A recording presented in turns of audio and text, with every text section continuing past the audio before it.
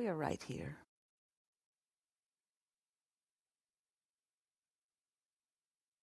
It's all right if you are responding to conditions, because conditions are surrounding you, aren't they?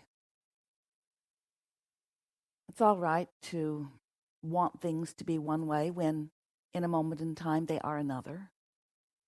In fact, that's the sifting and sorting process that much of your life really is about. And it's important to acknowledge that when you know what you don't want, you know with more clarity what you do want. And while you practice it, you still have those step one moments, don't you? In other words, those moments where you really think you're in one place.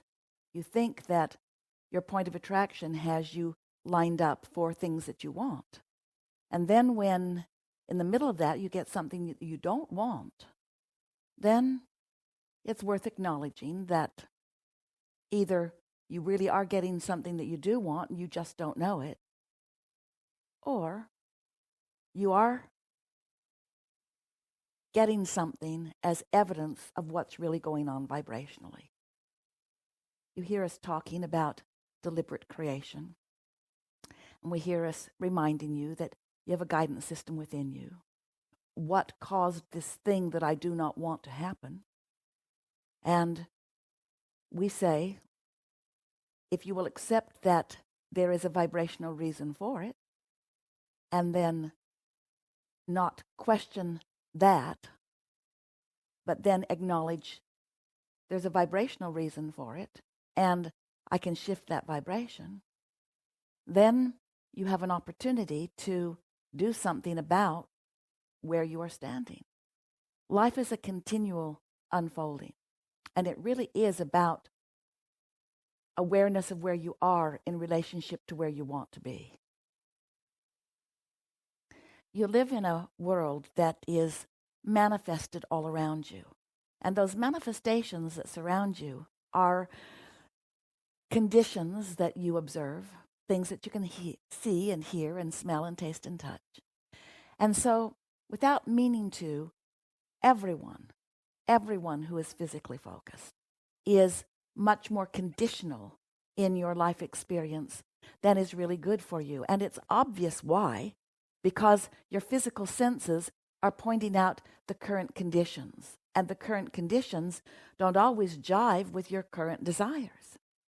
But if you could be less determined that every condition in this moment be exactly as you want it to be, and instead acknowledge that things are in the process of becoming, and that every moment in time is an opportunity to mold things for a future manifestation into something that is more pleasing for you. In other words, if you stand in your now, asking that everything be just as you want it to be now, you're really truncating your ability to deliberately create. And you are forgetting that you are always in process of becoming. So the real key to being happy in your deliberate creating is to accept that it is ongoing, and to accept that the contrast never ends, and to accept that the contrast is a good thing, not a bad thing, and to accept that the contrast is what puts the eternalness in eternity. And so, rather than trying to be in any point in time in this perfect place of having attracted everything as you want it to be, let it be an ongoing process. Let it be a process where you are working the bugs out of it. Let it be a process where you are evolving and expanding as you go. Let it be a process where you are not demanding of it in any point in time to be exactly as you want it to be. Let it always be a work in progress. And as you allow it to always be a work in progress, then you will enjoy every moment of your creative experience. Not just the moments that are going exactly as you think they should go, or the moments when you think somebody else might be looking in and might be expecting more of you. If you let it be a work in progress, then the contrasting moments serve you. And then the rockets of desire serve you. And then your guidance system serves you. And then it's sometimes in some moment not manifesting exactly as you want it to be. That serves you too. Because you never get it done. You cannot get it wrong. And it is never done. And the reason that you can't get it wrong is because it is never done. We're asking of you that you understand that your life is in the process of becoming, and that there's no moment in time where you will ever take score and say, there, it is done. Now it is perfect. It is the way that I want it to be. Of course, we're encouraging you to set your intentions and to find vibrational alignment with them and to do your best to be in alignment with the things that you want. But we're also asking you to not lose your alignment in any moment in time when things are not exactly as you want, because everything is in the process of becoming, and everything that is coming to you is coming in response to something that you've been asking for, whether you know that you've been asking for it or not. And well-being is abounding no matter how it looks at any point in time. And isn't the art of allowing, finding a way to feel good anyway, finding a way to make the best of it anyway, finding a way to not demand perfection of yourself or of anything else right now? Isn't it time to relax, to sort of cool your jets, to realize that you and everything around you is a work in progress? Isn't it time for you to chill out a little bit and not make big deals out of things that aren't big deals? Isn't it time for you to make the best of what is, to look for reasons to feel good anyway, to realize that your inner beings are looking on, they're aware of you standing in the middle of this situation where things are in the state of becoming?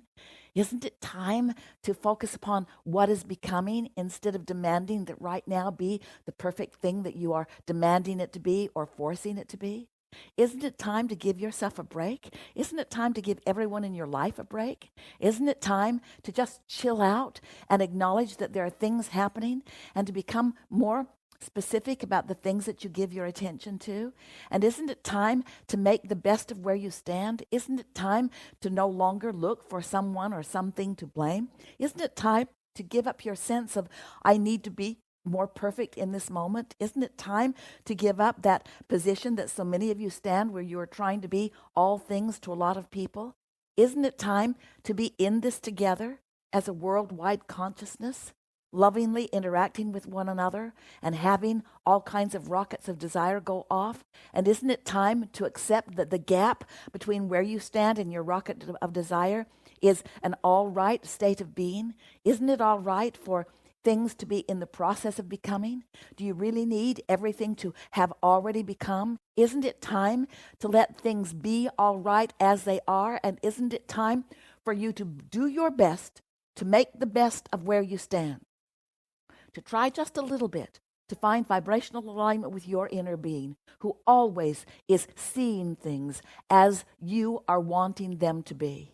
And so we get it. When something that you care about is off kilter, when there's something that you care about that you can't control, it's out of your hands, isn't it better to relax and acknowledge that I don't have to control everything this red hot minute? This is an opportunity for me to clarify my desire. It's also an opportunity for me to practice the art of allowing, because the art of allowing does not say everything must be perfect and then I will focus upon this perfect thing and then I will feel good. The art of allowing says, I am in a state of alignment with my inner being no matter what the conditions of my life experience are. The art of allowing is the opposite of conditional love or conditional alignment. Conditional alignment is not a possible thing. You make yourself so weary when you try to get everything lined up just the way you want it to be, or the way you need it to be, or the way you think others need it to be.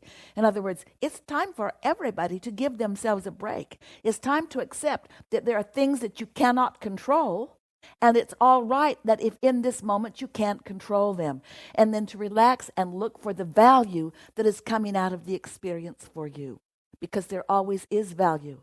It's always a worthwhile experience. It is always good. It is always good.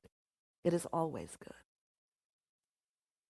it's meaningful to understand that there are things out of your control. And we think it is a wonderful thing, because when we ask you to consider unconditional love, what we're really asking you to consider is uncontrollable love. We're asking you to consider that there are things that you cannot control, but you can control your response to them. You can control how you feel about them. And so just relax and enjoy the imperfect world in which you live. And so here we go.